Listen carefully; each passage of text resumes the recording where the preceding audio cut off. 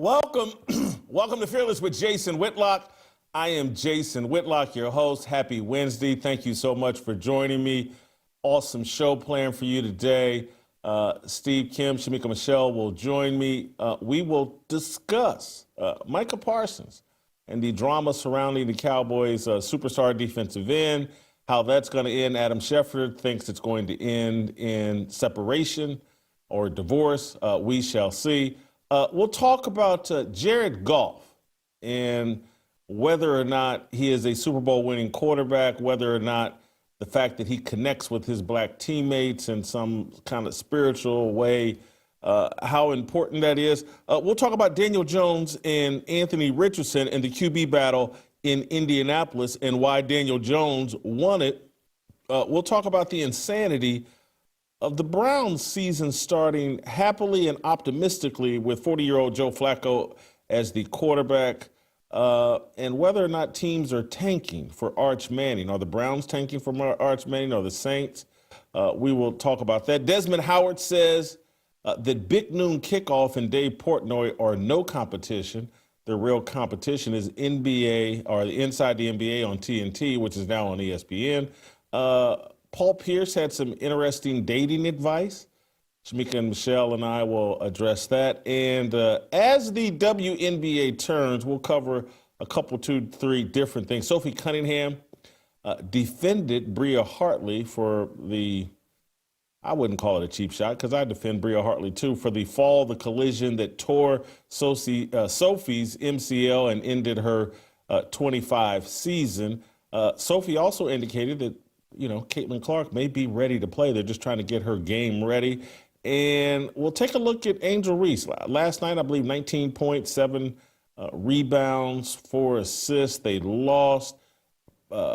Angel shot a respectable 9 of 13 from the field, but all the highlights were no good. So anyway, we'll get into that. There will be no Harmony post-show Harmony today. I'm going to keep it all locked up and boxed up right here on this show today, so I hope you enjoy it.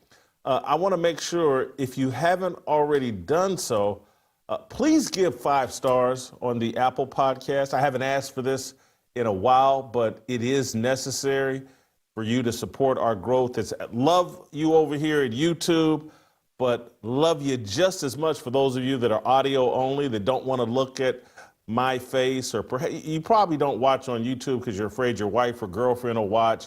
She'll see me, lose interest in you, and then, so I get it. So some of you are more comfortable with the audio version only.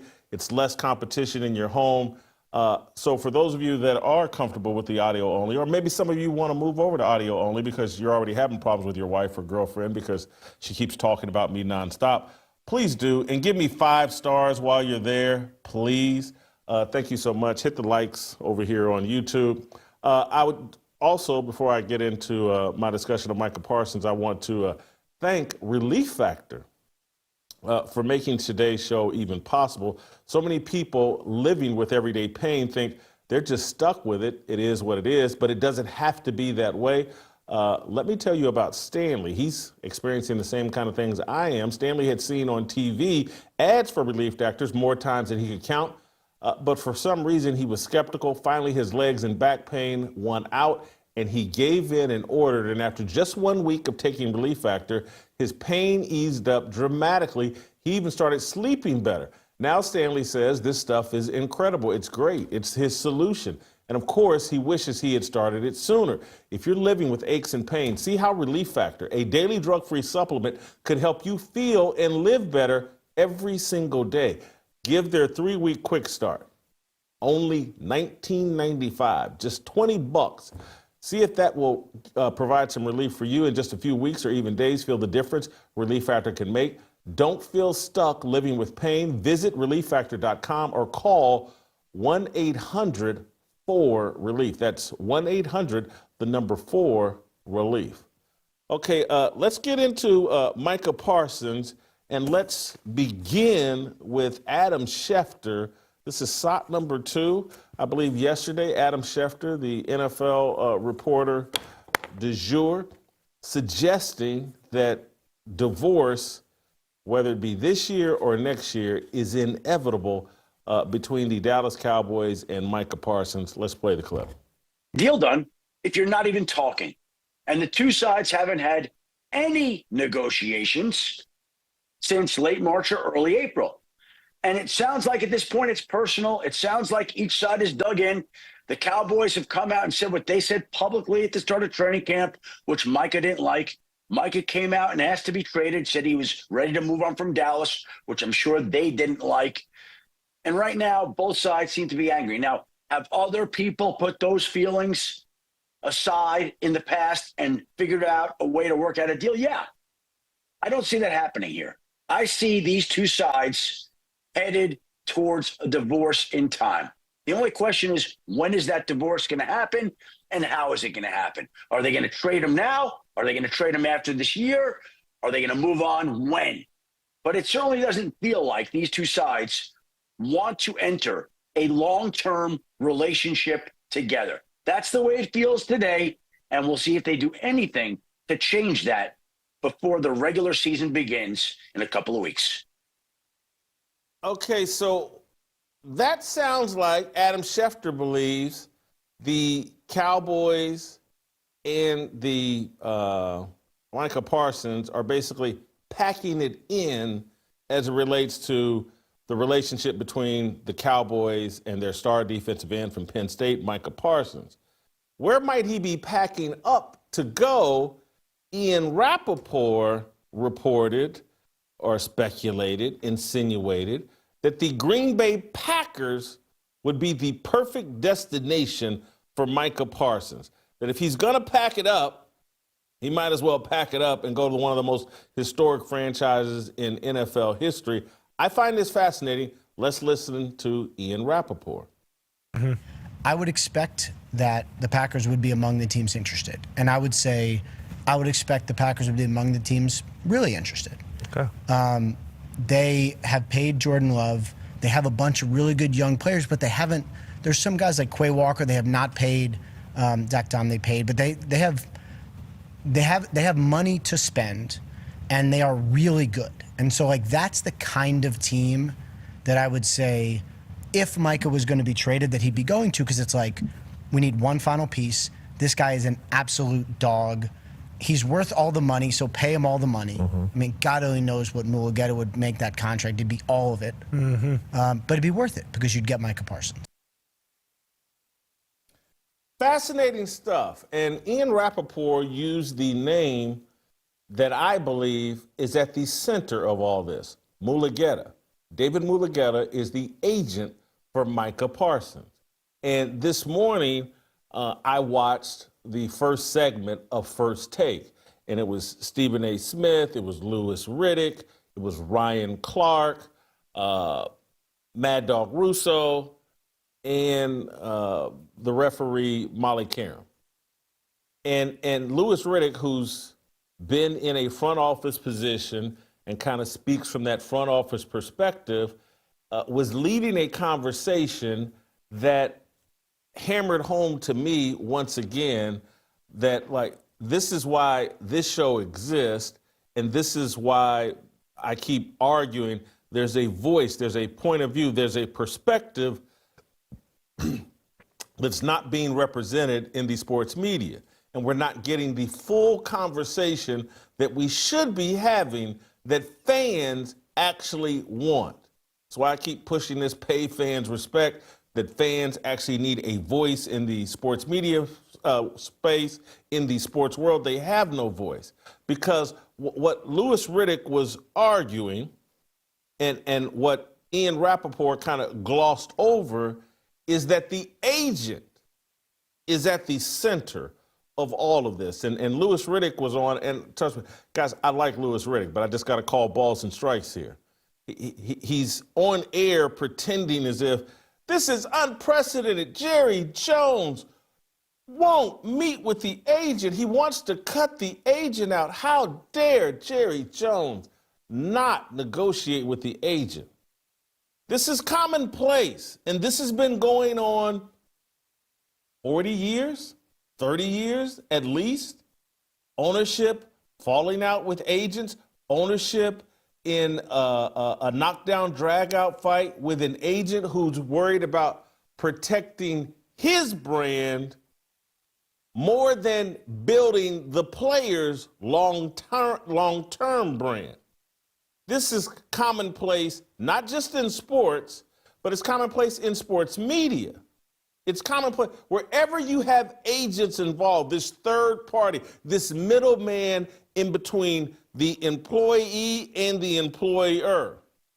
You've entered a third party and a third ego into the negotiations, and a lot of times it spills out in an ugly form where the actual employee gets set on the back burner and the middleman and his agency and all that he represents and his brand takes center stage. And so I want to say this to Micah Parsons. I get that you and David Mulugeta have drinks together. He's your ride and die. You guys he's your work husband, work wife, whatever. He's your partner in your football business. He always must remain the junior partner in that relationship. And he's going to be slick and clever, and he's older than you and more experienced than you, and he's going to convince you, oh, I'm the junior partner, I'm the junior partner, I'm the junior partner. But is he really? I don't want to take a dump on Green Bay. It's a great place to play football. But if you're a 26-year-old man or 25-year-old man or even 35-year-old man, and it doesn't matter skin color, but if we threw skin color into this, would you rather live in Green Bay or Dallas? And I don't know your personality. There are some young black guys that would rather live in Green Bay. Not very many. And would you rather be connected to a franchise that has an owner and not some ownership group or it's fan owned or whatever? Would you rather be connected to the Jones family, even Jerry after he dies, Stephen Jones, Charlotte Jones are going to have the team? Would you rather be connected to them for life or the Green Bay Packers franchise that doesn't have an owner? Is your agent talking to you about that? About, Micah, I can get us up. I'm in a knockdown drag out. I feel disrespected by Jerry Jones. Let's get you up out of here. Hey, let's go to Green Bay. They win titles. Instead of, let's keep you here in Dallas, where they used to win titles, and you know, who knows? They got Jordan Love, we got Dak Prescott. Who knows? Maybe one day lightning will strike and the Cowboys will win another Super Bowl with Jerry, or when Jerry's gone, Stephen Jones, whatever. But I'm just not sure if relocating Micah Parsons to Green Bay for potentially more money and a press conference that, hey, he got this record money and David Mulugeta negotiated this record contract, and David Mulugeta gets to continue to build his agency's brand, or is it best for David Mulugeta to humble himself and say, you know what, Jerry and Micah worked out the parameters of a financial deal that worked for Micah Parsons, satisfy him, and allow Micah Parsons to continue to live in the Dallas area, if that's what he would like to do, allow him to be associated with that Cowboys star, which is the most powerful brand, helmet, logo in all of sports. If you look across, Micah has an interest in a television career. If you look across the sports TV spectrum, there's Cowboys everywhere. Tony Romo's been the top broadcaster at CBS. Troy Aikman calls Monday Night Football. The Cowboys are everywhere. The Cowboys are a stronger national brand than the Green Bay Packers. And the Green Bay Packers are great. But it's Dallas versus Green Bay.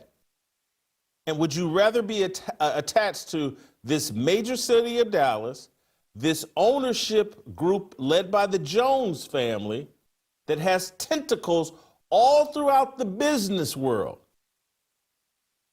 as opposed to the Green Bay Packers, the only team in the National Football League that has no ownership? Let's just think it through. Tom Brady and Robert Kraft are going to be thick as thieves for as long as Robert Kraft holds on. I think Robert Kraft has a son that will take over the team or is already involved with the team. Tom Brady and that Kraft, they'll be thick as thieves. Micah Parsons, go look around. David Mulugeta's got you all fired up. Former Cowboys players got you all fired up. But look at all the former Cowboys players that swear by Jerry Jones long after their career is done. I'm not sure if David Mulugeta is explaining that to Micah Parsons. To me, David Mulugeta, the agent, is protecting his own brand more than he's protecting Micah Parsons' long-term brand. And this needs to be discussed. It's not getting discussed because all the people on TV, on these major platforms, depend on David Mulugeta and other agents for virtually all of their information. So they're not going to argue the other side. They're not going to paint the clear picture for you about what's really going on. And that's how fans end up suffering. This isn't me caping up for Jerry Jones. This is me trying to point you to the complete, full discussion about what's going on here so you can understand both sides of the argument, rather than sitting back and letting internet information influencers, not trying to denigrate Adam Schefter, but that's what he is. He's reliant on information. David Mulugeta represents a lot of players. He represents Micah Parsons. He controls information. That gives him leverage over these reports. And then when you throw in, just keeping it real, when you have Stephen A. Smith, Ryan Clark, Louis Riddick, all of them play the racial idolatry game. David Mulugeta is black. They see this as a black-white conflict, not people millionaires arguing with billionaires over money. That's what this is. And a lot of times when millionaires and billionaires bicker over money, the agents end up in the middle of it, end up the bad guys, end up being the people who allow their egos and their brand to interfere with what's best for the player. So perhaps rather than packing up to leave Dallas, perhaps Micah Parsons needs to tell David Mulugeta to pack it in and cut the deal with Jerry. That's where we'll start today, and we'll bring Steve Kim, the Korean Cosell, into this conversation. When we bring Steve Kim into this conversation, I'll ask him about Troy Aikman's comments that the Cowboys cannot win without Micah Parsons. I don't know if they can win with him, but Troy Aikman's convinced they can't win without him. We'll let Steve Kim respond to that when we come back. So before we get to Steve Kim, I want to thank my great friends and our great friends at Omaha Steaks. From handcrafted steaks to family grilling favorites, Omaha Steaks delivers the world's best steak experience. Enjoy USDA certified tender steaks, juicy burgers, deli-style franks, meaty chicken wings, and more. And now, during their Labor Day sale, you can get 50% off site-wide at omahasteaks.com. Plus, our listeners get an extra $35 off with promo code FEARLESS at checkout. There's nothing like a Labor Day cookout to end the summer with a sizzle. And right now, it's the perfect time to stock up and celebrate with the exceptional handcrafted flavor and convenience of Omaha Steaks. Every steak is perfectly aged to maximize tenderness and hand cut by master butchers in America's heartland. Grass-fed, grain-finished beef has more marbling for exceptional flavor and is the choice of steakhouses and professional chefs around the world. Get fired up for fall grilling with Omaha Steaks. Visit omahasteaks.com for 50% off site-wide during their Labor Day sale. And for an extra $35 off, use promo code FEARLESS at checkout. That's 50% off at omahasteaks.com and an extra $35 off with promo code FEARLESS at checkout. See the site for details. Steve Kim, next.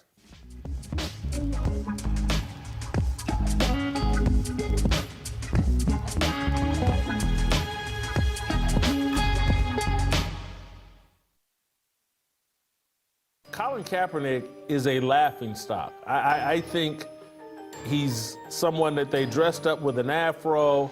They run him out there as if he's Malcolm X III or Malcolm X II, and everybody knows that's a joke. They put him in all these different costumes, dressed him up like he was going to be in the Black Panther, and it just hasn't worked. And they pulled the plug because if they looked at the content, just doesn't stand the test of time, and so they just scrapped the whole thing that Spike Lee was going to do. It was just going to cause a bunch of negative publicity.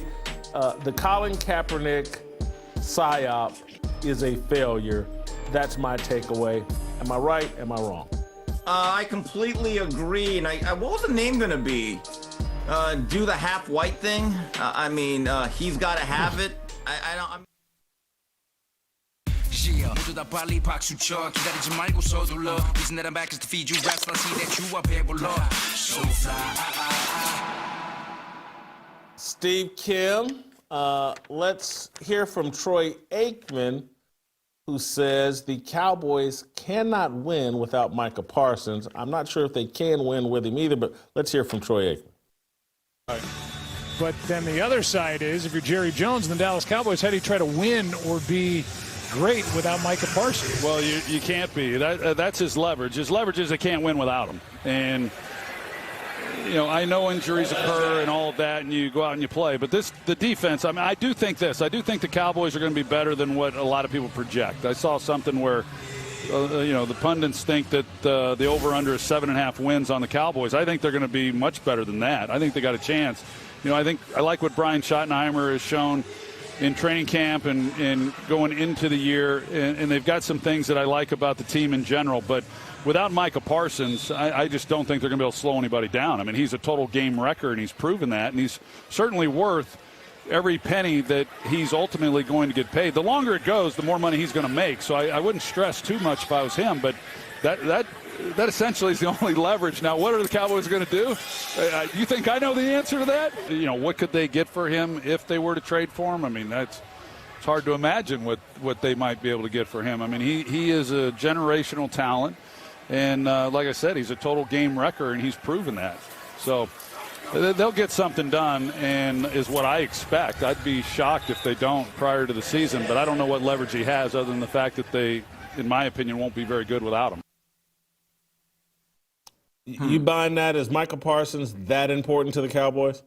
He's important in a sense that, are you better with him? Yes, but what's the overall ceiling? Jason, I'll go back to a situation that Troy Aikman was right in the middle of. The Cowboys win the Super Bowl in 1992. Emmitt Smith becomes the first NFL rushing champion to win a Super Bowl or to be part of a Super Bowl team. Well, his contract runs out. And if you go back to that year, there was a protracted, not a holdout, because he did not have a contract, but a negotiation. And Emmitt Smith is in the same position Micah Parsons is, except there's a difference. Emmitt Smith showed his value in a sense that I'm a winning football player. And guess what? He missed the first 2 games of 93. Jerry thought he could draft Derek Lassick out of Alabama, and anybody, right, could run through that great offensive line. Anybody could just put on a pair of shoulder pads and pants and cleats and get 1,200 yards. They went 0-2. The offense did not look the same. Charles Haley about killed somebody in the locker room after the Buffalo Bills loss, and all of a sudden Emmitt Smith got his deal, and guess what? The rest was history. Now, about Aikman's statements, I find it interesting. In that situation, Jason, Aikman was taken out of context by a reporter when asked about Emmitt Smith, and he said something to the effect, "Oh, no, of course we're a better team with Emmitt, but can we win with them? Yeah, I guess we can," but they cut out the first part. And then it became this thing like, why is Troy butting into someone else's money? And I believe that's always been on Troy's mind to make sure, yes, the guy deserves the money, pay him as much as he wants. That's great memory. I'm glad you brought that up. That does add some context to what we're hearing now. All these players basically have an agreement that, hey, we don't cost anybody any money. Even as former players, we don't argue the other side of it, which again goes back to the importance of the media to play its role, which it doesn't, and to tell that other side of the story, because the former players, and now the media, they're not going to tell you both sides of the story. What do you think of my assertion that packing it in would be better than packing it up? As a 25, 26, I'm not sure how old Micah Parsons is, young black guy, connected to the Dallas Cowboys, connected to the Jones family. Does he really want to end up in Green Bay, no matter how great that organization is? It doesn't have an owner. It's pretty cold in Green Bay, Wisconsin, and there's a lot less to do. Is this dispute about what's best for Micah Parsons, or is it about what's best for David Mulugheta's brand? Well, Jason, as you mentioned a few minutes ago, there's a great value, an intrinsic value in being part of America's team. With that said, it reminds me, and I've told you this, about my all-time favorite football player when I was a diehard Ram fan, Eric Dickerson, the Sealy Cyclone. And there were certain things in life in that era that were inevitable. Death, taxes, Eric Dickerson leading the league in rushing, and then the Eric Dickerson holdout. It happened at least 2 or 3 times, and he was only there for 4 or 5 years. People forget about that, from 83 to about 4 games of 1987. And it's one of the saddest days of my life, Halloween night, 1987, when they made that trade, and it was all about the money. And Jason, I know you knew Eric Dickerson from your days at Fox, and I remember when he got traded, he was so happy because he got a major pay raise.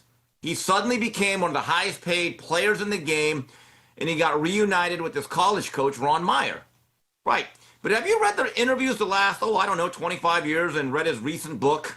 You know what Dickerson talks about? How much he hated Indianapolis. But wait a minute, you got paid. Jason, there's a cost for everything in life, even a lot of money. It's funny. Eric Dickerson had an uncle that was very good friends with my family in Indianapolis. And very good guy, used to come to Masterpiece Lounge, my dad's bar or whatever. And so we didn't hear about the complaints Eric had about Indianapolis, but Eric's a California guy. I mean, he grew up in Texas, but he's lived out in LA, the rest of his life, and has Indianapolis, not Eric Dickerson's cup of tea. And so, I think a lot of that just isn't factored in. And I also just think there's value to being Jerry Jones. They can say whatever they want. He's loyal to his players, former players. That's a lifetime commitment, the relationship with Jerry Jones. And that has a lot of value. And I would bet David Mulugheta is not explaining that to Micah Parsons. Look, the money matters. It's easy for us to say leave money on the table when it's not our money, right? But I know guys that have been just practice squad players or back-end roster guys for the Cowboys. And to this day, they speak very highly of Jerry Jones, and they say the treatment that they give you, the fringe benefits of being in that organization is unbelievable. Now, Jason, going to Green Bay, growing up when I did, and we're about the same age, there used to be this theory that if you wanted to threaten a player with going to Siberia, and especially a black one, there were 2 places they threatened to trade you. Like, hey, buddy, you can Buffalo or Green Bay. Which one? And guys would all of a sudden get a lot more disciplined. They'd show up on time. They'd suddenly play a lot harder. But, Jason, this is the truth. Beginning with Reggie White in 1993, the perception of Green Bay as being this place that nobody wants to go to, I don't think it's true. A lot of players speak highly of it. They love being part of the organization. I believe now it is now thought of as one of the better franchises in that league. I do not know this. I'm going off the top of my head. Let me go to Google. Micah Parsons isn't married. And so I think if you're a married guy, I could see you loving going to Green Bay. I can see your wife being on board with it. But if you're single, I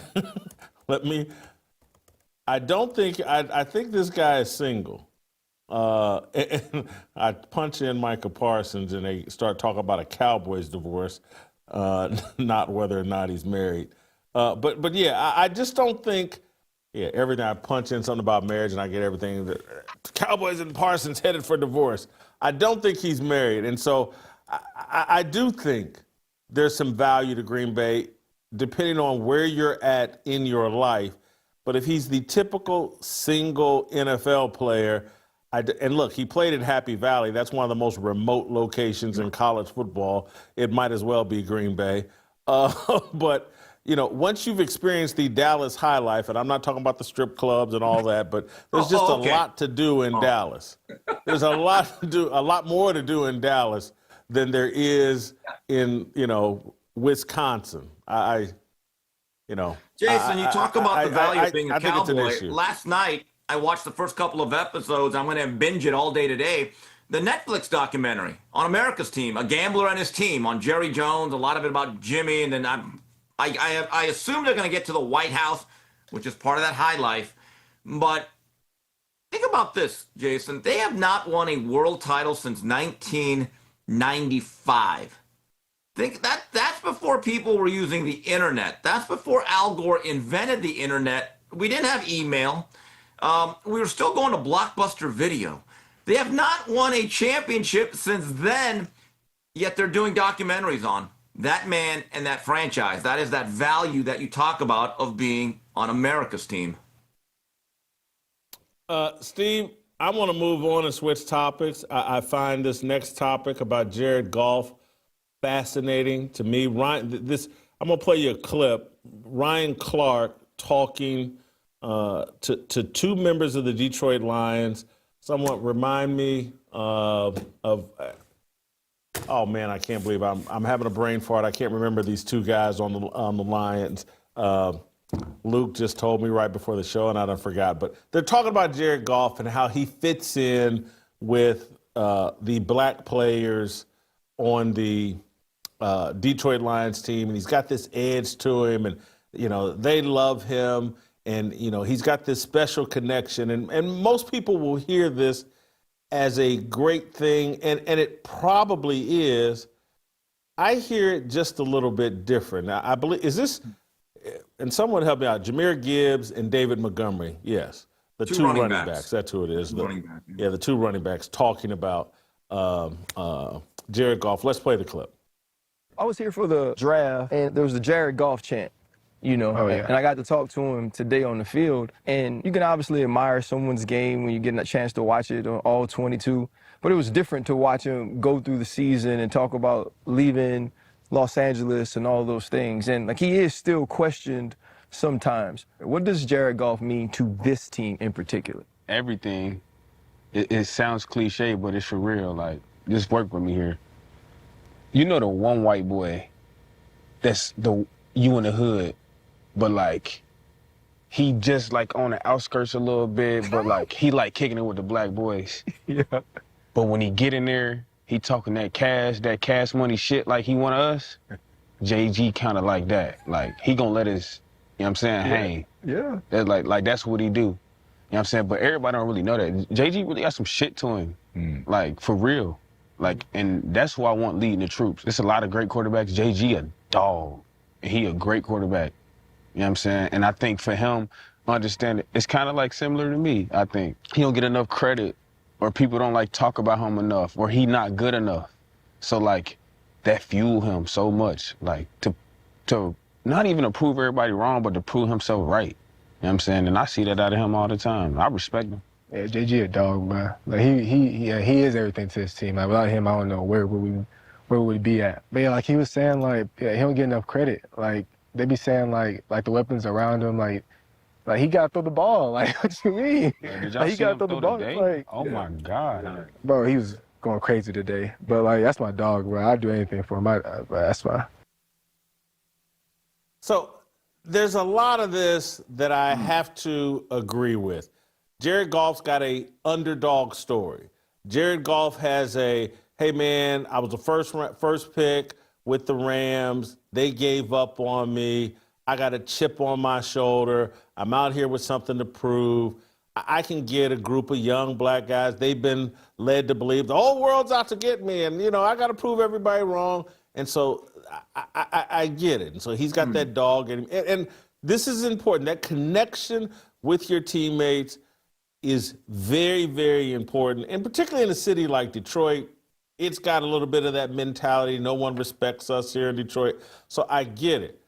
And so he may talk like a black guy, but the problem is, to me, in many clutch situations, he throws like one called Jameis Winston. He's got that Jameis Winston in him, that he will throw into traffic and throw these horrible interceptions that will cost your team.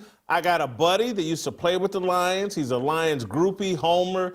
He's at virtually every game. He texts me after every game. And I told him all last season, JG and unfortunately, Dan Campbell's high risk, high reward strategy, it's always going to blow up in your face. JG will have those 3, 4, maybe 5 interception games. He'll turn Jameis Winston because he wants to be black. So let me be Jameis Winston and make these throws into traffic. I get it. I get what they're saying. He does have that dog in him. A lot of times he's a dog at that quarterback decision making. Your thoughts? All right. So let me clear the stage here as a resident Lions fan for now. So he's got the DAWG in him, I guess.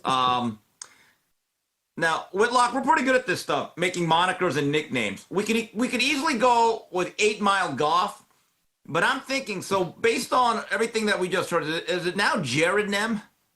Jared Nem? We got to work on that one. It's not perfect yet. Couple things. LeJared Goff. It's LeJared Goff. LeJared Goff, not Jared Nem. Okay. Well, a couple things. I've listened and heard a lot of Jared Goff interviews. He does not try to sound like Jasmine Crockett. He doesn't. He speaks like a normal suburban white guy. Now, maybe in the huddle, he says certain things, but I know one thing. As someone that likes Jameis Winston as a character, Jared Goff has never come close to 30 interceptions in a season. That is hyperbole. He's also eaten, as a starting quarterback, a lot more W's. That is a fact. The other thing is, yeah, he imploded in the playoff game. That's because the defense fell apart and they couldn't stop a leaky faucet from running, and he had to take a lot of risks. That was a bad game, but Jared Goff last year played at a top 5 level. Now, with all of that being said, Jason, you know what type of quarterbacks resonate generally with black skill players? Guys who get them the ball consistently and accurately and keep them out of the hospital. That's the truth. You give me the ball or you make my job easier, I'm your guy. Michael Irvin, going back to the Cowboys, once actually told his wife and his beloved mother, said, guys, I'm going to tell you the right thing right now.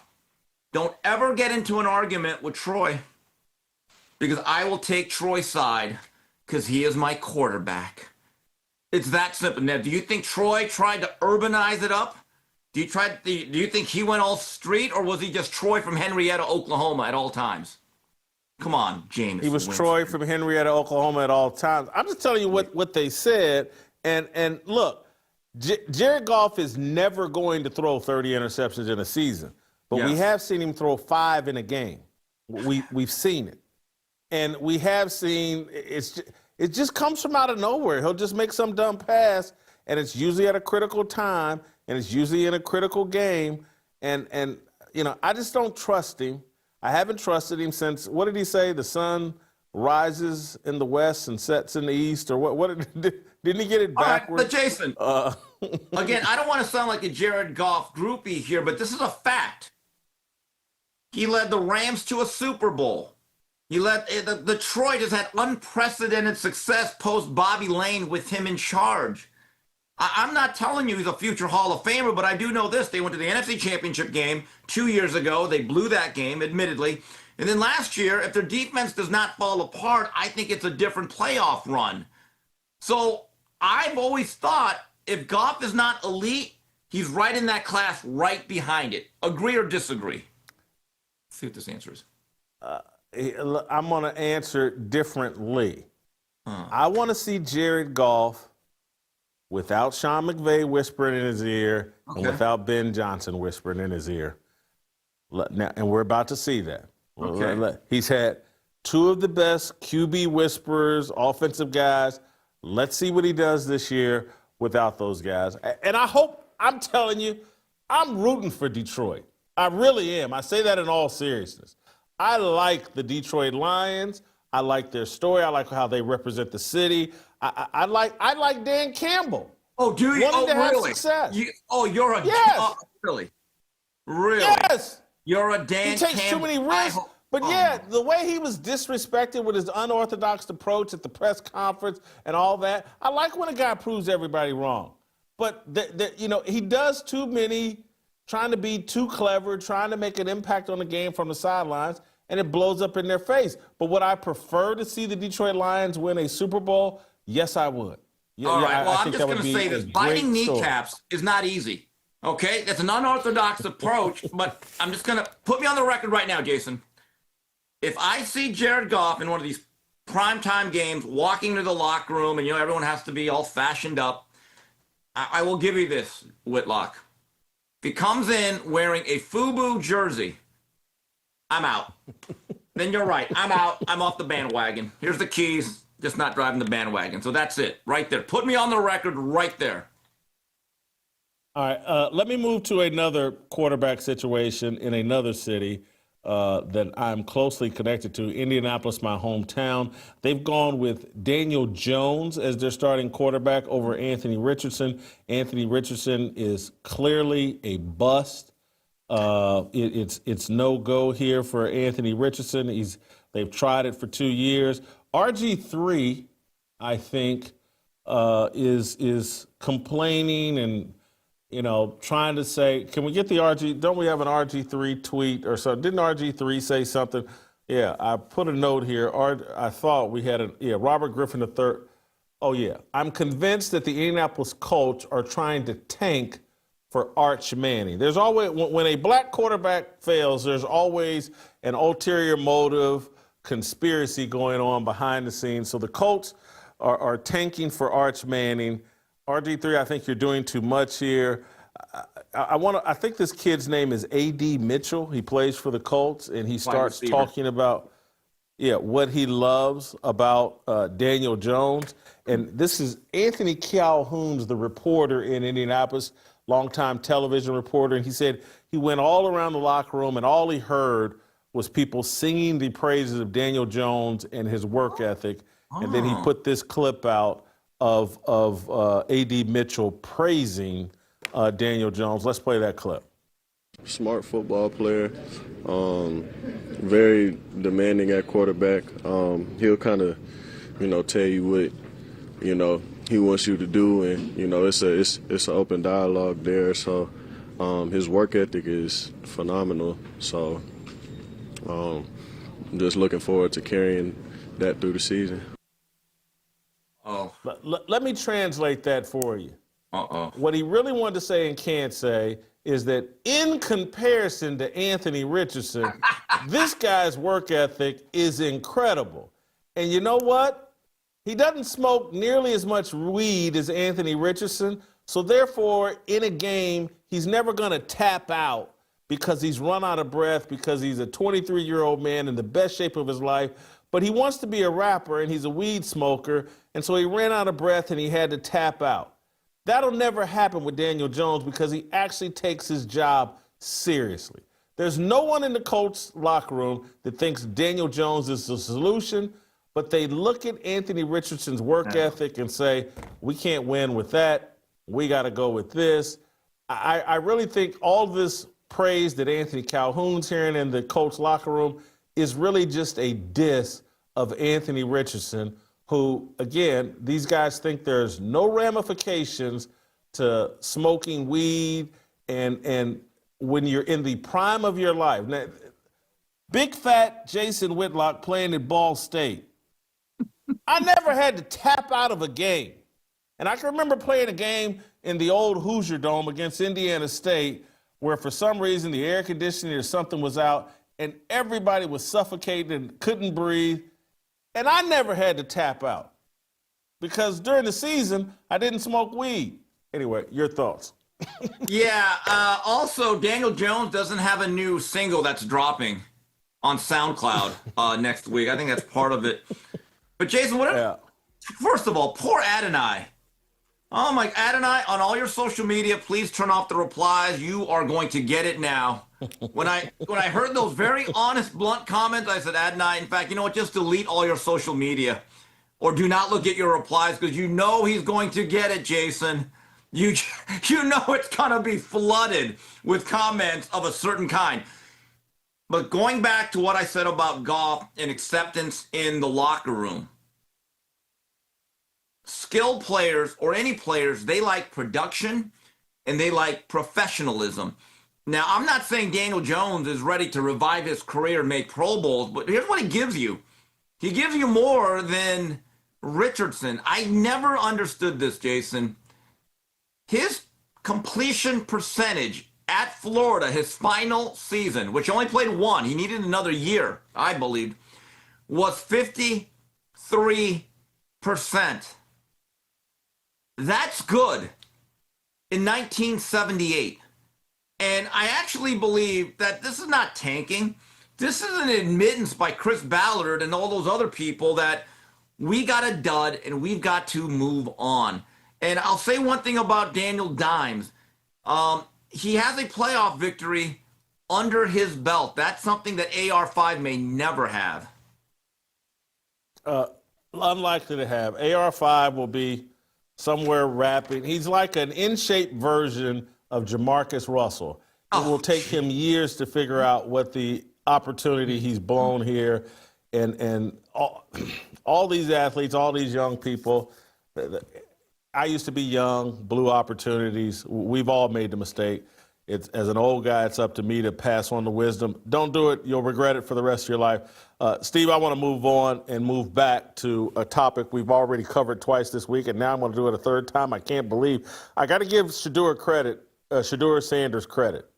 He's made the Browns really compelling and worth talking about. And so everything that happens in the Browns QB room, everything that happens with their quarterback situation is really fascinating. There are people speculating that the Browns are another group tanking for Arch Manning, a guy that I know that you're like, hey, man, can we see it on the film, on the field first before we start tanking for Arch Manning?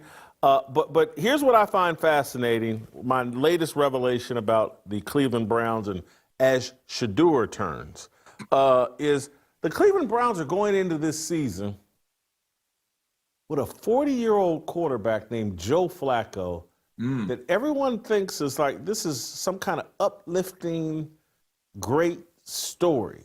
And the Browns are optimistic. And Danny Cannell's out there saying they could win 9 or 10 games. And I don't get it. And so this is so fascinating to me that I spent last night, this morning, and I was like, who is Joe Flacco? I mean, I remember Joe Flacco in Baltimore. I remember that. But who has Joe Flacco been the last 5-6 years? And he's been nothing. And so I started looking, and, I'm not great with numbers, but, I can count. Give me a scrap of paper. Joe Flacco in Baltimore went 96-67, one loss.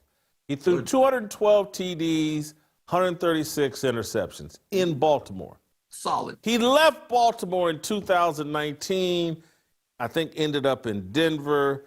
Then he ended up in the Jets.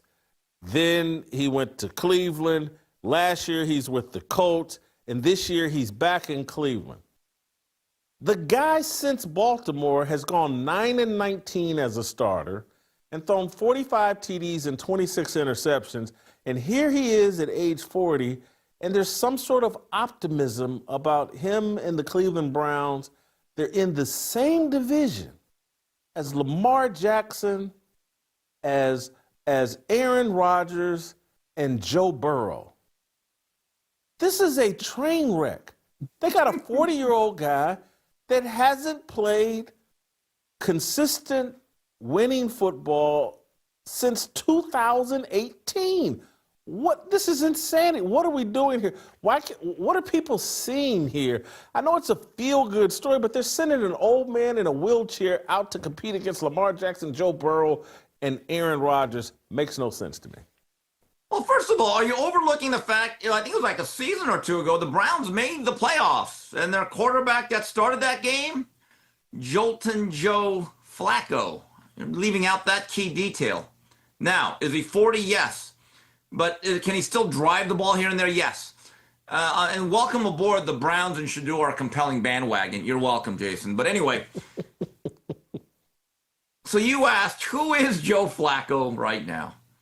It's easy to say, is he Unitas in a San Diego Charger uniform? Is he Patrick Ewing as a Seattle Supersonic? I don't know. He's not really an all-time great like that. And those guys didn't bounce around as much. But, Jason, it got me thinking. You worked with Joe Flacco. You worked with him a few years ago. Joe Flacco is pale Jimmy Jackson. That's what he is. Pale Jimmy Jackson. Come on. Come on, you know it. No. Yes. No. Look at the amount of teams. Look at the amount of teams. Jimmy bounced around a lot. Come on. Come on. He did. I don't like comparing Jim Jackson, Iceberg Jim Jackson, to Joe Flacco. I don't. Good, two really good pros. Yeah. Really solid guys. And their willingness to play, accept their roles. I'm not using it as a pejorative. I'm just saying, when you take a look at the movement of a quality player, because Flacco, even at his best, I would say was second tier. Okay? He was blessed enough to have Ray Lewis as a teammate. We should all be that lucky. But I'm just saying, in terms of the player movement and extending a career, there's a lot of parallels there. Let me zero in for a second on this whole tanking deal. This whole, hey, the Browns are tanking for Arch Manning. This makes no sense. What would you think the percentage is of Archie Manning, the grandfather, allowing Arch Manning to go to the Cleveland Browns? And I know Jimmy Haslam is a Tennessee booster and, probably friends with Peyton and all that, but turning the grandson, the next generation of the Manning quarterback dynasty, over to the Browns organization, there's no way the Manning family allows that. And if there's anybody tanking for Arch Manning, it's the New Orleans Saints. And Arch ending up in New Orleans, and that's why I think there's this whole disagreement. Archie saying, hey, he's going to play at Texas, or one of the Mannings saying he's going to play at Texas another year, and Arch coming out and saying, well, that's kind of day to day.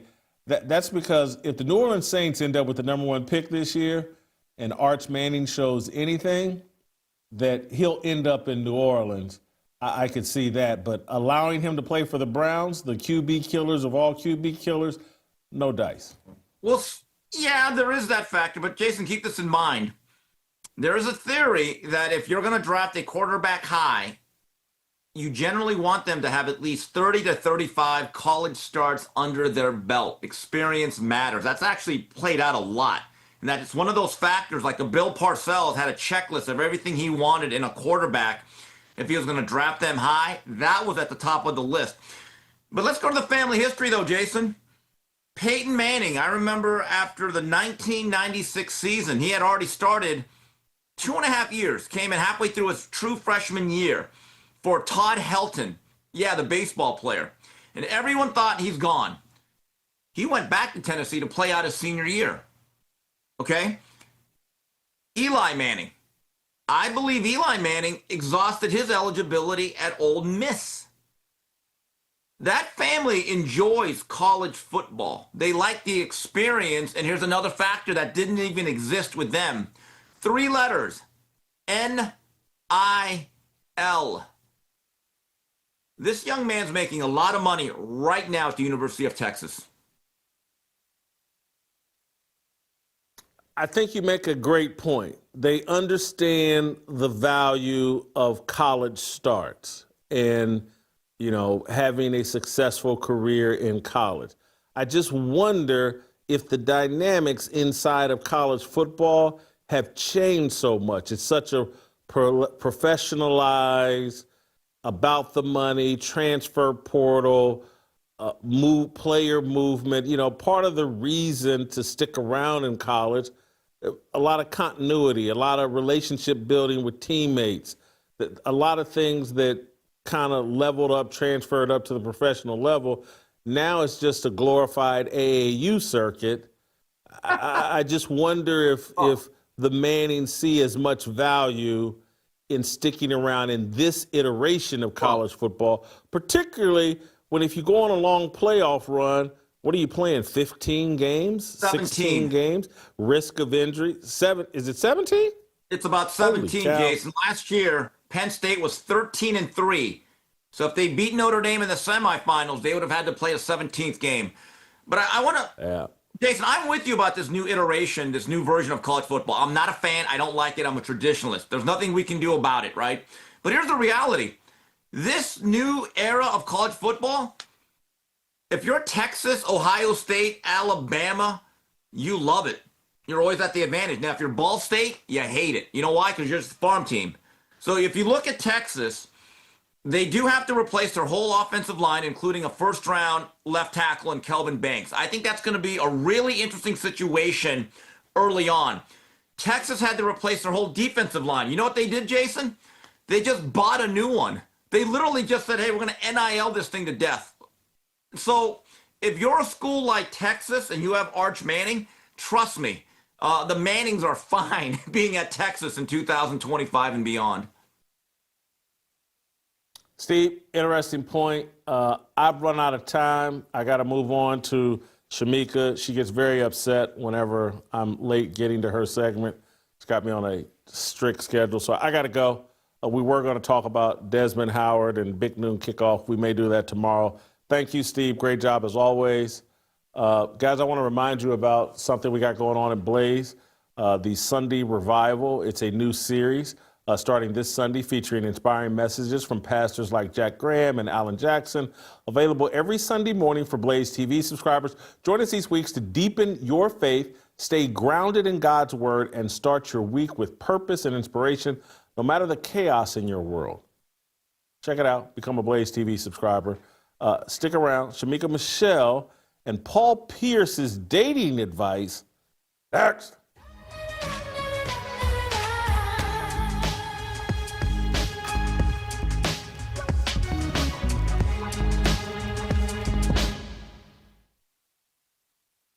Because if they had lost to Connecticut, I'm telling you, her job's on the line. They missed the playoffs, her job's on the line. It's not going, well, Caitlin was injured and now Sophie's injured. No, her job, and so they did save her job. I do think there's a way she gets put up out of there. If Caitlin Clark reaches the end of this season and wants a new coach, they better give it to her. Now, they Jason, better give it to her. That? Now, Jason, would you saying that would Caitlin be then labeled a coach killer? Yes. 2 years in a row that her coach left. You know, oh, hold on. You know, I remember a coach killer. His name was Michael Jordan, and he killed a bunch of coaches before he ever got to Phil Jackson. We've Not seen three this in 3 before. years.3 in 3 years, Jason. Let me double check you on that. He had 3 and 7 years. Let me double check you on that.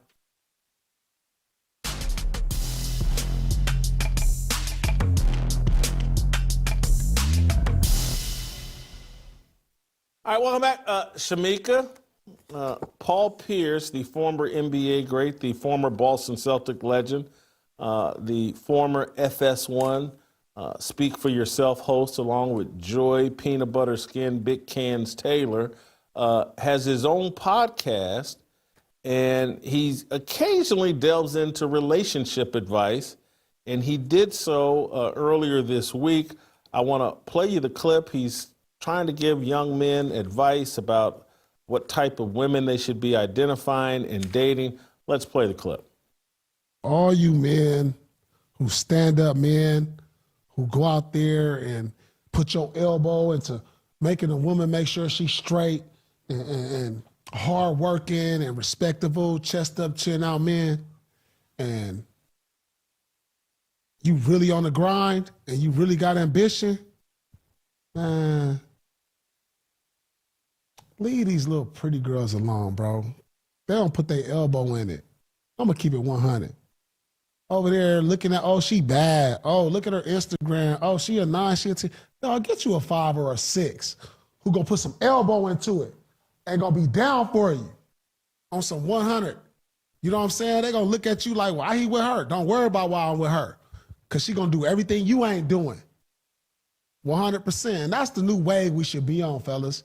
Like, man, forget all that, how you look when you with your arm around her. Nah, she ain't got no substance to her. Shemeka, I find that interesting.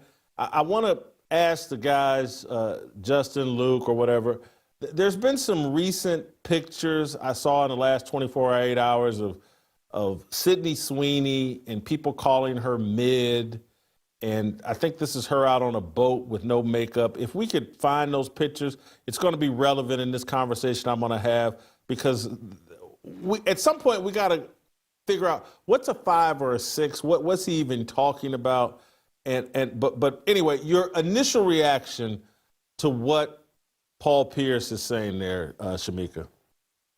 My initial reaction is that I felt like he muddied what could have been really good wisdom by trying to add the number scale and also adding in whether they were bad according to their Instagram pictures, simply because the Godfather, Kevin Samuels, when it came to his scale, he said a 9 or a 10. You could only get that if you looked good, fresh face, right out the shower, no wigs or weaves, no makeup. And a lot of times these women on Instagram are not presenting themselves fresh face. So I felt like if he would have framed the conversation with values, as far as get someone who shares your values, a woman who wants to be a wife, a woman who wants to be a mother, who wants to take care of you, and who is not just materialistic and worrying about material things, you know, a BBL or boobs or $300 weaves. You know, I feel like he could have said that, but when he added the number scale, it's like, that's subjective. So, you know, what's a 10 to him could not be a 10 to someone else once she takes off the wig and the makeup, and, you know, if she didn't have the surgeries, because there are very pretty women who are 9s and 10s who want to be wives and will be good wives and mothers.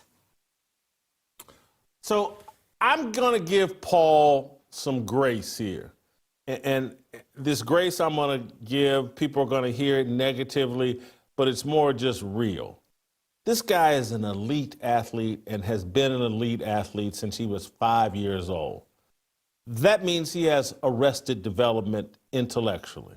And so I'm not going to hold him to the same standard as Kevin Samuels. When you're 6'7" and can hit basketball shots and get paid millions of dollars for focusing in on your physical development, you undermine yourself intellectually. It's hard to acknowledge and recognize in yourself, but when you're wearing sunglasses inside on a podcast and you're holding some, looks like an alcoholic drink while you're passing out wisdom, you've probably smoked some weed earlier in the day.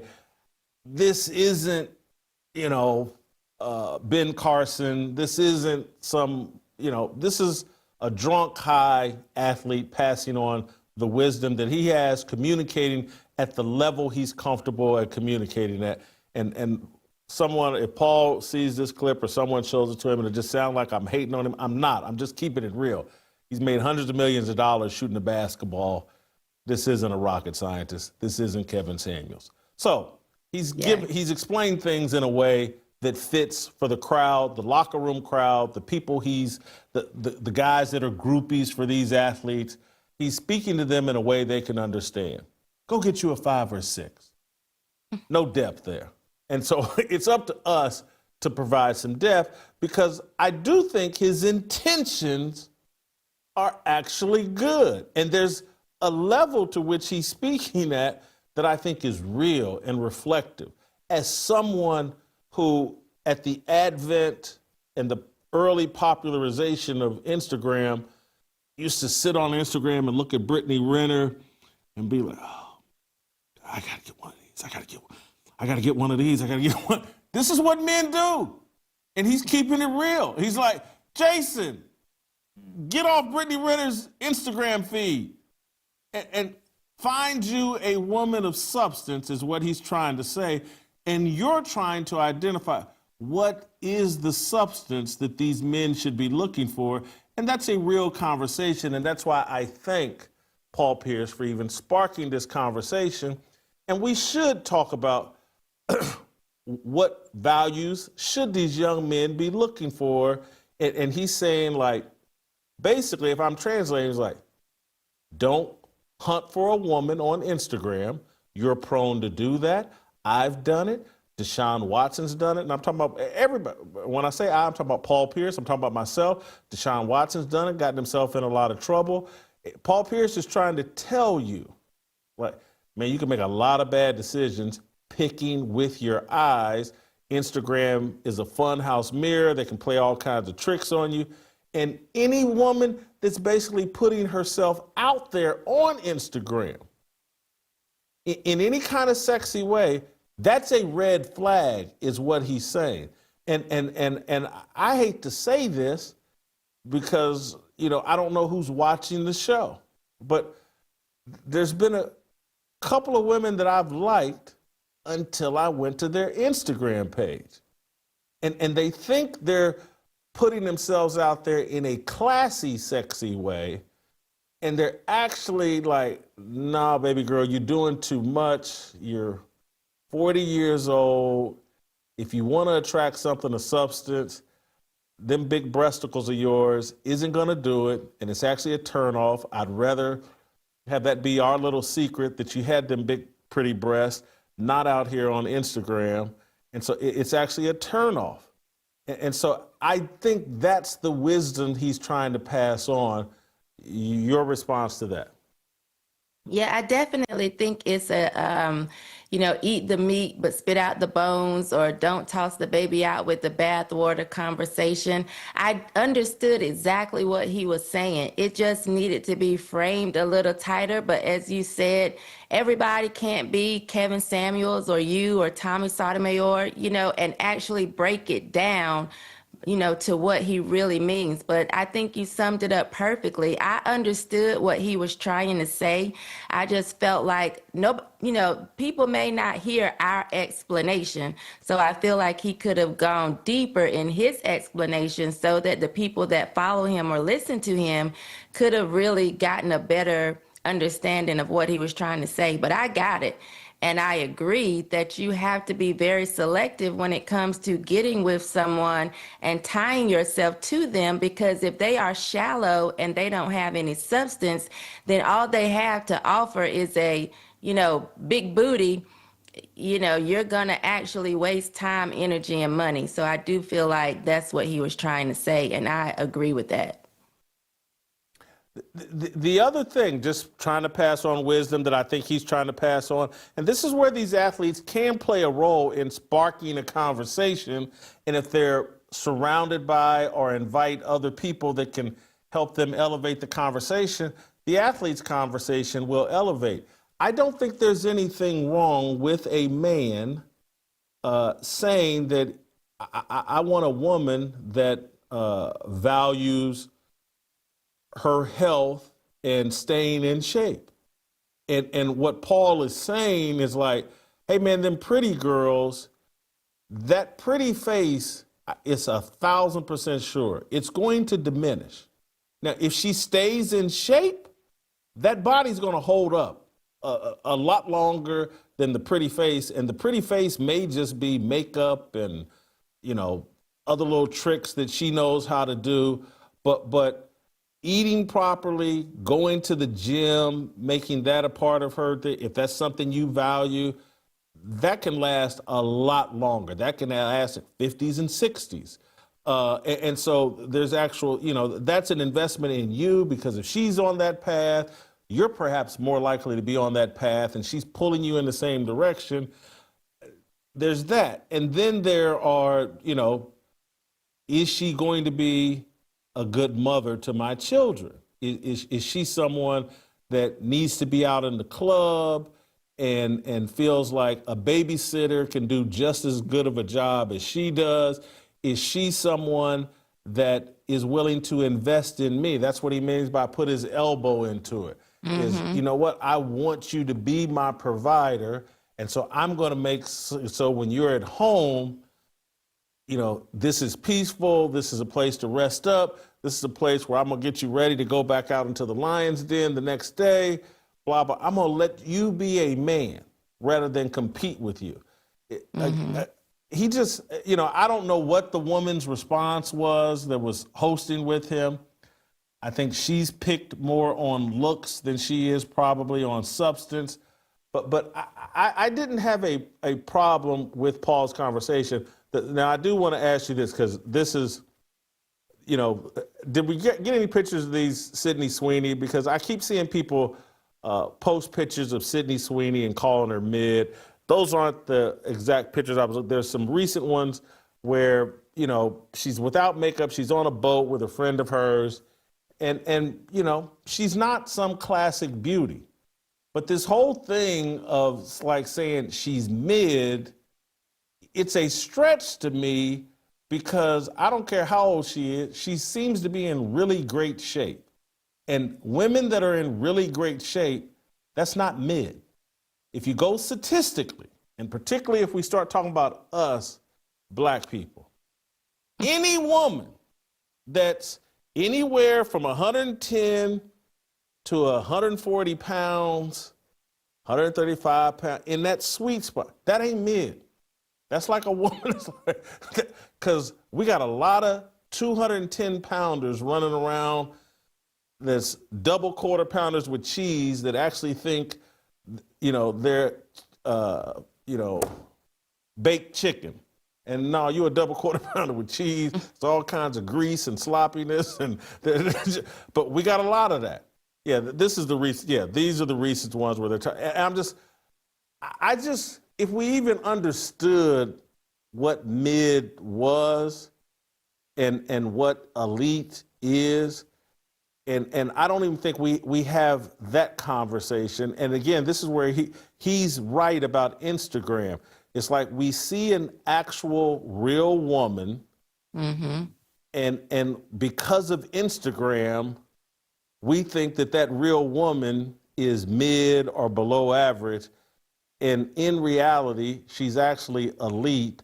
And if you saw all these women without filters, you'd understand that.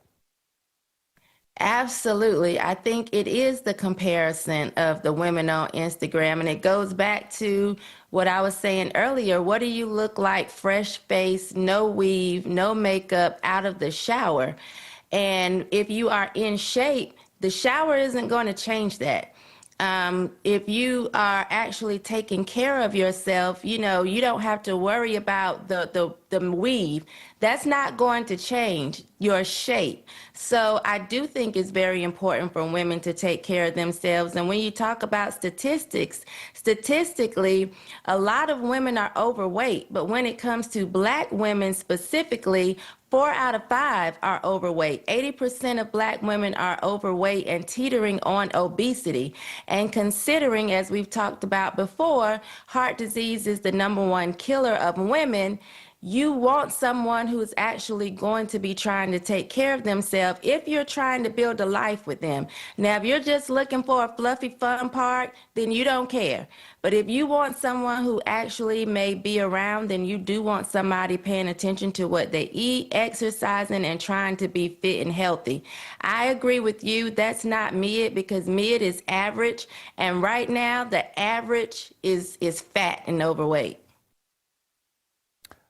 The last thing, and I think I made this point earlier this week, the other thing that he's not getting at, that he believes and is trying to express, is attitude can so determine beauty.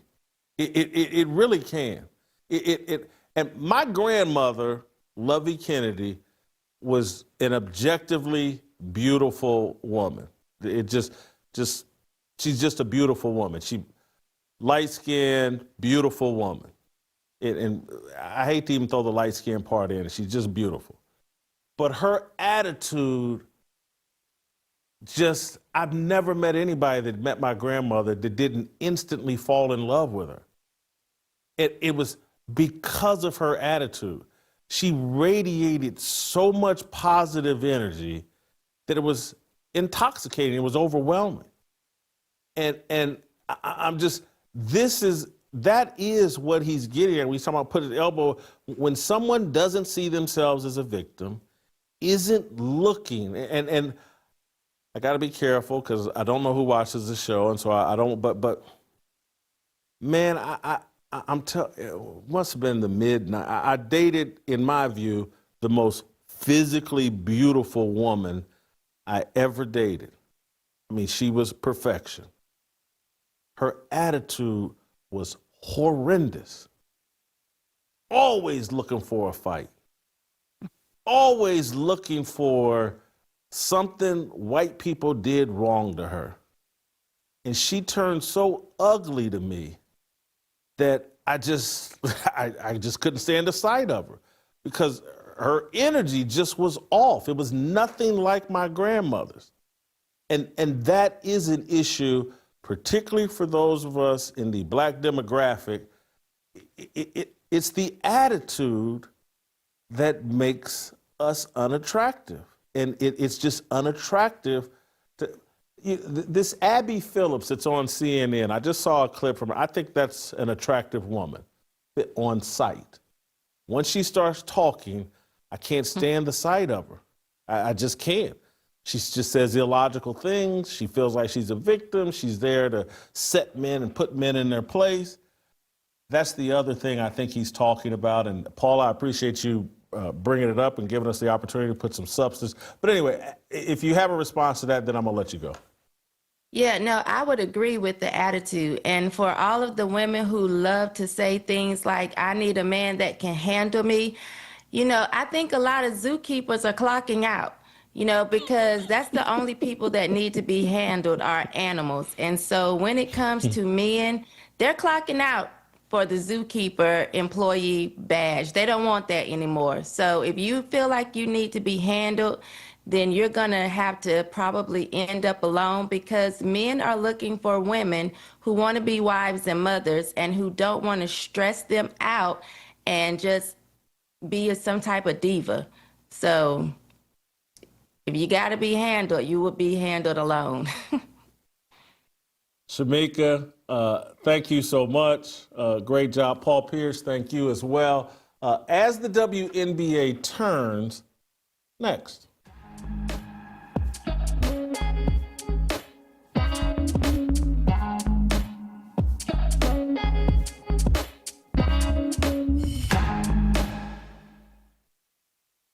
Adam Schefter just hinted at reporting in his understanding that the Cleveland Browns are going to keep 4 quarterbacks this year. So on one half of the state, you got the Cincinnati Bengals won't pay superstar defensive end on a team that plays bad defense. Looks like they're listening to trade offers for Trey Hendrickson. It looks like that's going to end in calamity. And here are the incompetently run Cleveland Browns they're potentially going to start this NFL season with 4 quarterbacks on the roster because the franchise decided to take 2 rookie quarterbacks, and they decided to take the 1 rookie quarterback that comes with a DEI circus attached to him, Shedeur Sanders. As the WNBA Turns, starring Caitlin Clark, Angel Reese, Asia Wilson. Brought to you by George Soros, Adam Silver, Kathy Engelbert, and the Global Elite. All right, welcome back. Time for my favorite part of the show, As the WNBA Turns. Before we get to Frank and Keep the Vision, let me set it up here. Sophie Cunningham, who injured her knee in the Fever's last game. It was announced, I believe, yesterday. She's out for the remainder of the season. She has a torn MCL or injured MCL. She did her podcast yesterday and talked about whether or not Bria Hartley, the Connecticut Sun player that fell on her, whether or not it was intentional. Some people, there was a picture that was put out of her, Bria Hartley, smiling and looking like she enjoyed knocking her out of the game. I'm sorry, no, Keep the Vision is not with us. It's just Frank. But anyway, let's play Sophie Cunningham saying that Bria Hartley did not target her and that the injury was accidental. No, I don't, because I know Bria and I'm actually really good friends with Bria, and I had been waiting to get on the pod and so we could talk about this because I did want to tweet it out, but I don't think that there was no ill intent. I think it was basketball play. I was just in the wrong spot at the wrong time. She fell. Like, there's no way that she would go in there and potentially try to hurt me. And so I had nothing but love for Bria. And I even told my mom, because she tweeted something. I was like, no, Mom, I get it. But I promise you that I was like, Bria and I are super cool. And she would never try to hurt me, because there are some girls that I think might, but she wouldn't do that. And so I have nothing but love. And so I hope people stop giving Bria some heat, because I don't think she meant to do that at all. And I think that smile, it wasn't it was ooh, one of those. So I'm totally fine. All right, Frank, welcome back to the show. Frank, are you buying? Yeah, look at that picture, that smile on her face. Frank, are you buying Sophie Cunningham's explanation here? There was no ill intent. I gotta buy it. I mean, she know Bria Hartley better than I do. So if that's coming from the horse's mouth. And I was like you, Jason. When I first seen it, I didn't look at it as dirty play. I know these girls is crash dummies. Remember, I was on here last time talking about they shouldn't even be playing the sport of basketball. So they always running into each other, falling awkwardly, doing things of that nature. So when my first initial reaction was, these girls just don't know how to play basketball. And then when I looked at the picture, the still shot of her smiling, and the way she ducked right here, I didn't like how she took that dive. That was unnecessary. But again, these women don't know how to play basketball. So I'm going to go with Sophie. I'm going to go with Sophie the trophy. Yeah, it's almost, in football, quarterbacks practice how to fall down and how to protect themselves. And I'm not sure if they've reached that level of sophistication in the WNBA. They just fall down and, please God, don't let me hurt myself, and I could care less if a million people die, as long as I don't get hurt. Right. But yeah, I buy what Sophie's selling there. Here's the most interesting thing that I think Sophie said that many people did not pick up on yesterday. She was asked, or she commented about Caitlin Clark's status and saying it was day-to-day. I think there's something to be read into these comments. Let's play that clip. Everyone keeps asking, everyone's like, and I'm like, literally, she doesn't even know. It's just a day-by-day legit type of thing. And so, yeah, she's close, but you also have to remember, she could be playing if it wasn't in the WNBA by now, but like at this level with how deep and like how good people are nowadays in our league, which is the best it's ever been, like you can't just be good. You have to be on top of your game. And so just trying to get her back in game shape, I think is what they're trying to do. But like, again, it's literally a day by day. I'm not holding out any information. I just literally don't know. And so let me translate what I think she's saying. That we don't know because this is completely a mystery to all of us. We don't know what's really going on with Caitlin Clark. She cannot say anything negative about Caitlin Clark because it's too important to her brand. It would be foolish. It would be the wrong thing to do. So, but she's baffled by the Caitlin Clark injury. She doesn't know, why is it taking this long? What's going on here? How come I see her running up and down the court, but they're keeping her out of practice? This is a huge mystery because what she does say that I find very fascinating, if this wasn't the WNBA, she would be playing. And so basically she said, I've seen this injury. I've seen how she's handling. If she were in college basketball, she'd be out there playing basketball. But since it's the WNBA and something weird is going on between Caitlin Clark and Stephanie White and the Indiana Fever organization and the entire WNBA, and because of the way social media is, Caitlin Clark can only play in the WNBA if she's capable of playing at 100% and being a dominant force. Caitlin Clark can't play her way back into a high level of production. She has to hit the court ready to be the best player on the court, because if she's not, she's going to get trashed over social media. And because there's so much negative energy directed her way, we've put Caitlin Clark in a protective bubble. She was struggling so bad shooting that if she goes out there and struggles some more shooting, Caitlin Clark gets into such a mental funk that they're actually trying to protect, this is me reading way into, they're trying to protect Caitlin Clark's mental health. Caitlin Clark, when she struggles shooting, gets into a mental funk that scares them. And so we only want her out there when she's 100%. And the fan base is kind of going for it, and the Caitlin Clark groupies are kind of going for it. But this whole deal of like, hey, she can only play when she's 100% ready. They just threw Odyssey Sims, who was playing pickup ball at the YWCA a week ago. And then 2 days after signing with the Fever, she's playing 42 minutes, the most on the team. But Caitlin Clark, we got to put on a minutes restriction and all this. It doesn't make sense.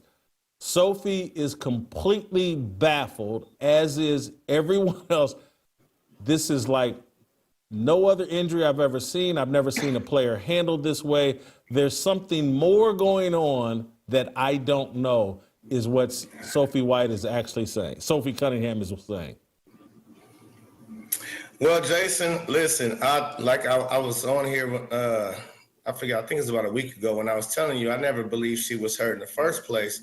When they told her she was sitting out for the first preseason game, that was just for preseason game because she had a back-to-back preseason game. And the one in Iowa was falling on the second end of that. So they kept her out of the last preseason game. Understandable. You don't want her to risk injury before the regular season. I never thought she was hurt. A lot of Caitlin Clark fans, they took it like, oh, she's hobbled a little bit. Never thought she was hurt. They used that for an excuse. Now, after the third game, she played against the Liberty. We seen her play a full game. She had a good game. We lost by 2 points. And the next thing you know, she was out for 5 games. Whoa. Hold for 1 second. I think you entered the wrong fact. They beat the Liberty when she had that 30-some-odd point game in New York. She had that explosion. That's on the comeback, Jason. Now that's on the comeback. The third game of the season, we played the Liberty and we lost to them by 2. That was our first time playing the Liberty of this season, and we lost to them by 2. Gotcha. You don't remember Natasha Cloud had her hip on I mean, she had her arm on Caitlin Clark. Caitlin Clark was trying to go for the three. That's the first Liberty. So after that game, I think that was the third game of the season, if I'm not mistaken. Right? That's the third game of the season. Yeah, keep going. I'll correct you if I figure it out. So but keep going. She had a good 3 games starting out. The 20-10-10 game versus Chicago Sky. Then I believe she put up 27 and I forget how many assists the second game. Then the third game versus the Liberty, she put up 18 and 9 or something like that. So she had 3 good games and she didn't look hobbled at all. She looked like herself. And then next thing you know, she was out for 5 games. And we was like, damn, we seen her, we watched her play full game. And all of a sudden she out for 5 games. And then she came back versus the Liberty when they was 9-0. And that's when she put up the 35 and had that historical type of 32. game. 32, yep. My bad. So me, I always was under the belief that Caitlin Clark is being sabotaged by the league, the entire league, and that they didn't want to see her win no MVP and so on and so forth. That's a whole nother story for another day. But I think that this is a planned deal that not Caitlin Clark is in control of. That's why she went to the outside the team doctors to get evaluated because she stopped trusting their word. She, just like you said, Sophie is baffled. Caitlin Clark is too. Caitlin Clark, like, I feel great. She probably keep telling them, I feel great. I feel good. I'm ready. They telling her, we got to go through this protocol. We're going to keep you out. We're going to keep you out. And that's why Sophie is baffled by it. Caitlin Clark is baffled by it. That's why she went to the outside doctors, Jason, because she don't believe they word no more. And she kind of feels like, y'all kept me out for too long. The last 2 times I let you guys tell me what's wrong. Y'all kept me out for too long when I felt like I was ready to go.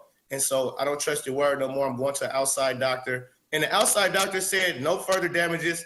She's ready to go when you guys say she's ready to go. And Stephanie White's excuse was, well, we want her to have a lot of practices before we throw her back out there. And knowing that they wasn't going to have practices until this week. They've been practicing all week, no games until Friday. So she said that in the beginning of August when Caitlin basically was ready to go. So I think it's all the sabotaging of Caitlin Clark, to be honest. She broke 62 records last year. She making them look bad. She just tied Candace Parker for most career triple-doubles in 1.5 years, not even really 1.5 years. Like, Candace Parker, 17 years in the league. Caitlin Clark, 1.5 years. She passed Diana Taurasi for 20 points, 10 plus assists. And it took her 44 games, took Diana Taurasi 500 plus games to do this. And these are your GOATs. She's crushing all of their records and making them look bad. So I don't know. I think it's more to it than it's out of Caitlin Clark's control. I think we're both on to something. And, you know, we're like Sophie Cunningham, baffled and trying to figure this out. Where I tend to lean, and it may just be a different explanation of what you're suggesting, but to me, Caitlin Clark and someone in her camp, father, mother, agent, somebody in her camp is like, hey, the way the WNBA is treating you makes no sense. The way Nike is treating you makes no sense. And so she's got a circle around her agent, some woman that she works closely with. It's like, hey, you know, you and the Indiana Fever aren't really on the same page. You and the WNBA aren't really on the same page. We have seen what the NBA, when Magic and Larry came into the league, from David Stern to all the owners, they went into a partnership of, hey, how can we milk Magic, Larry, and grow the league? And then they learned from that, and when they were presented Michael Jordan, they took it even to another level of like, how can we milk this? Hey, you know what? All this hand checking and all this, we got to start adjusting rules to give Michael more freedom. We can't let these Jordan rules exist. This is a rocket ship that can take us to the moon. And so there's another partnership between Michael Jordan and David Stern. And everybody went the same direction. And it pissed the Detroit Pistons.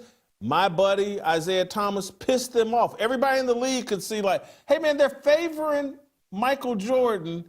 And David Stern and them blocked out all the noises because, man, it's going to lead us all to a big bag of money and more relevance and traction, and they did it.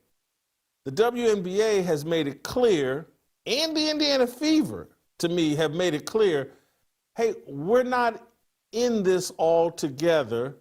Caitlin Clark has her team of people, we have our team of people, and we're in a knockdown, drag-out war. We're going to break Caitlin Clark. And I think it's because, again, when you've gone 30 years and making money has never mattered, well, don't expect in year 31 or year 30 that money's going to matter now. No, this is about a message we're trying to send out.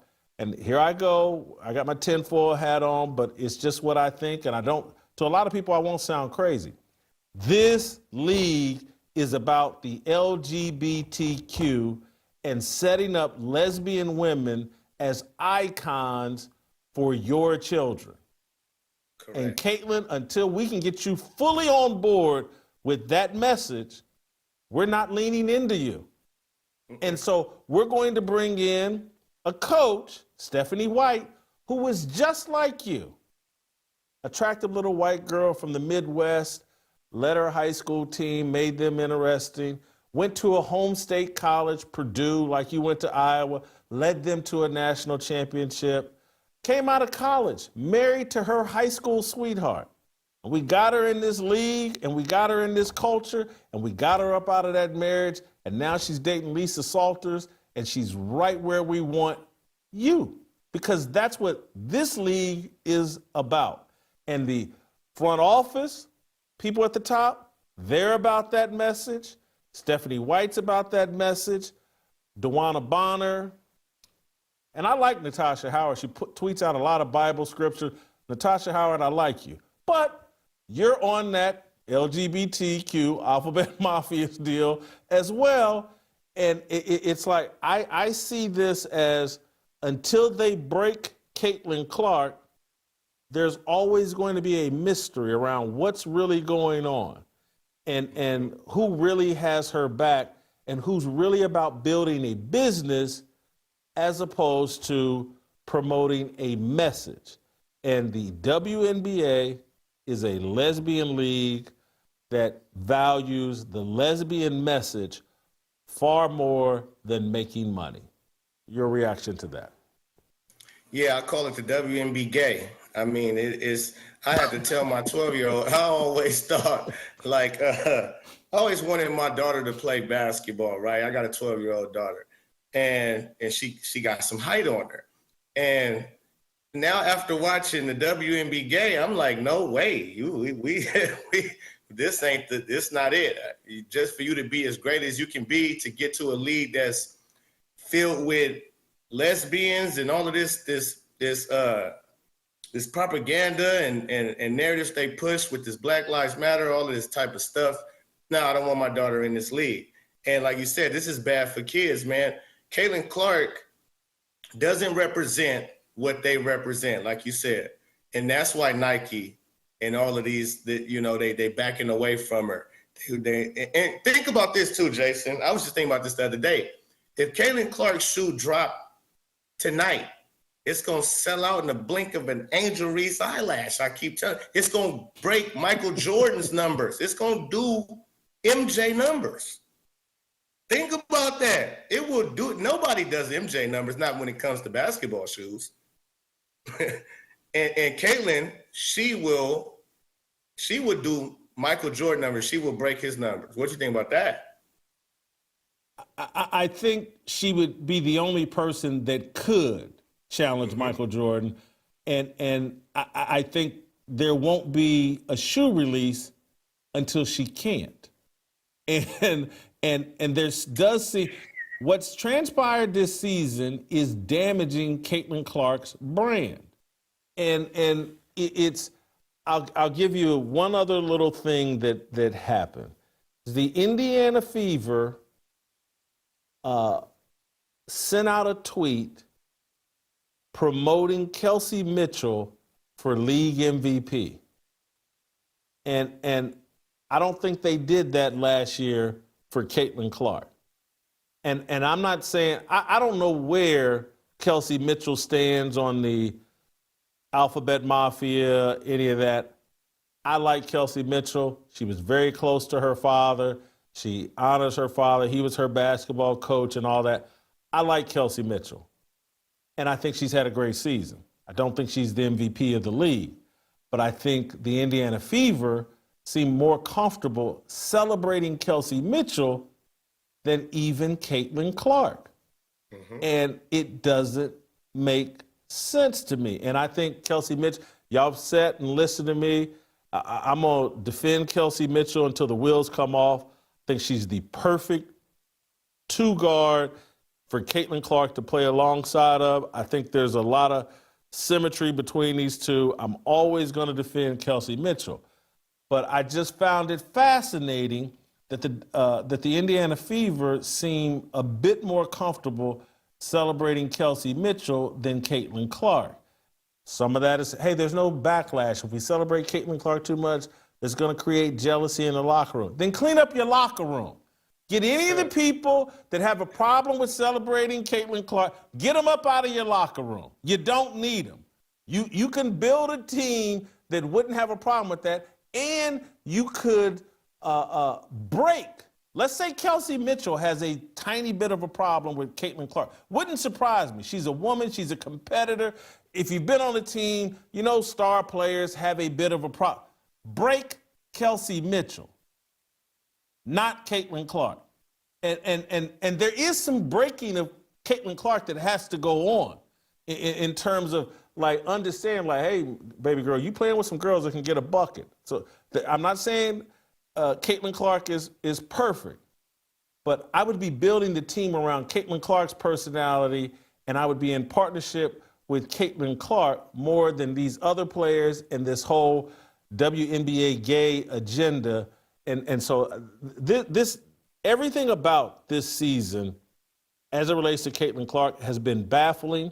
And the only explanation I feel totally confident in, the WNBA, the Indiana Fever are not on the same page with the most important player that's ever entered their league, and they're trying to break her.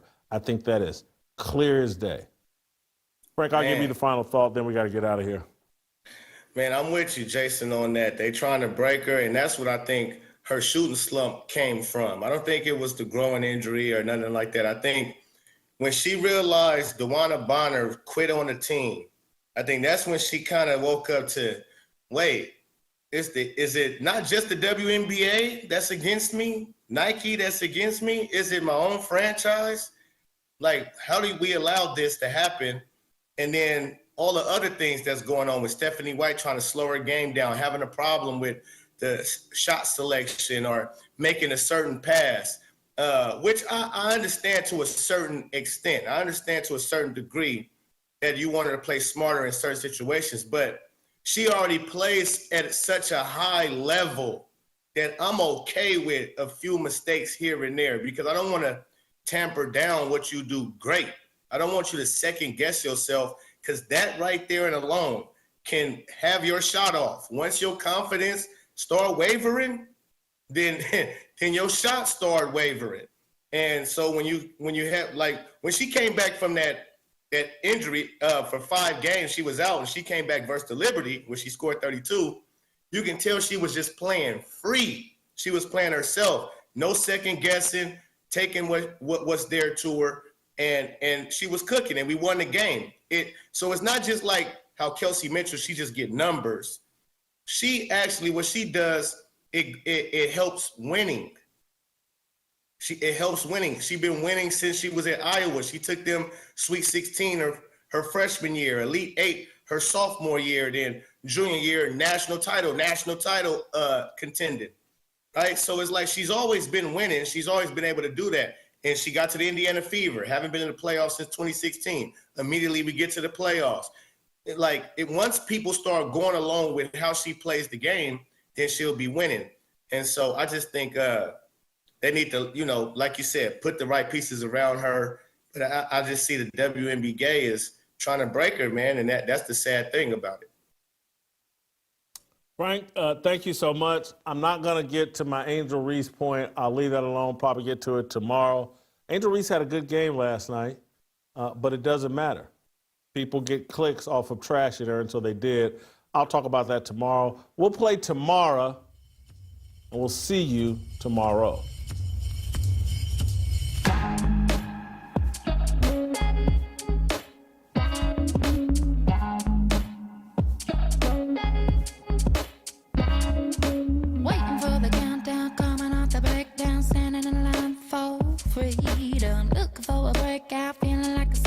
Nothing in life like freedom. Came like a fighter, striking like a ladder, making all these moves for freedom.